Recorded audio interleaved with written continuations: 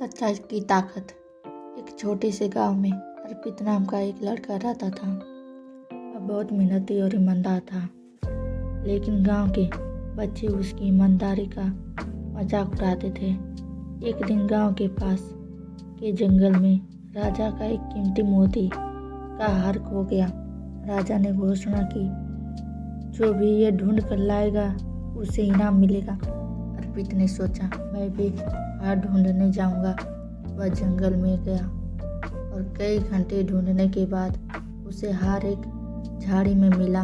वह हार लेकर राजा के पास पहुंचा। राजा ने उसकी ईमानदारी देखकर कहा, तुम चाहो तो ये हार अपने पास रख सकते हो। अर्पित ने सिर झुकाकर कहा, महाराज, यह हार आपका है, मैं इसे अपने पास नहीं रख सकता। राजा उसकी सच्चाई और ईमानदारी से प्रभावित हुए।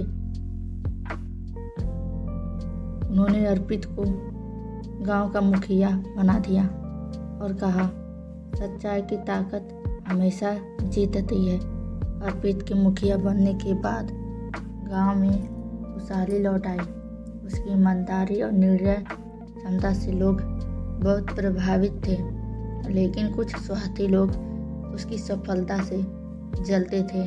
एक दिन गांव के पास के व्यापारी ने शिकायत की कि उसका सारा धन चोरी हो गया है। लोग डरने लगे कि गांव में कोई चोर है। अर्पित ने कहा, चोर को पकड़ने के लिए हमें सच्चाई के सहारे काम करना होगा। अर्पित ने गांव के सभी लोगों को एकत्र किया और एक तरकीब लगाई। उसने सबको एक एक लकड़ी दी और कहा, ये जादुई लकड़ियां हैं। जो भी चोर होगा उसकी लकड़ी कल तक 1 इंच बढ़ जाएगी। अगले दिन सभी लोग अपनी अपनी लकड़ियां लेकर आए, लेकिन एक व्यक्ति की लकड़ी छोटी थी। ने उसे देखते ही पहचान लिया कि तुम ही चोर हो। अर्पित ने कहा। वह व्यक्ति डर के मारे सच बोल पड़ा, मैंने ही धन चुराया था।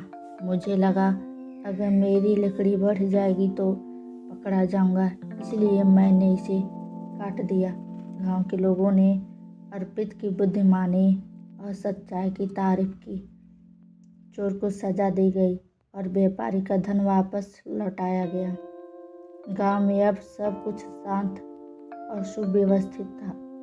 अर्पित की ईमानदारी और बुद्धिमत्ता की दूर दूर तक चर्चा होने लगी।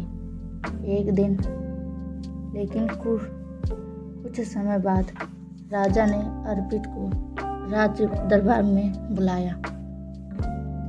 राजा ने कहा, अर्पित, मुझे तुम्हारी सच्चाई और न्यायप्रियता पर गर्व है, लेकिन मैं देखना चाहता हूँ कि क्या तुम कठिन परिस्थिति में भी सही निर्णय ले सकते हो। राजा ने अर्पित को एक परीक्षा दी। उसने कहा, यह 3 संदूक हैं, एक सोने का है, एक चांदी का और एक लोहे का है। इन तीनों में से केवल एक में मेरे राज्य का सबसे कीमती मोती है।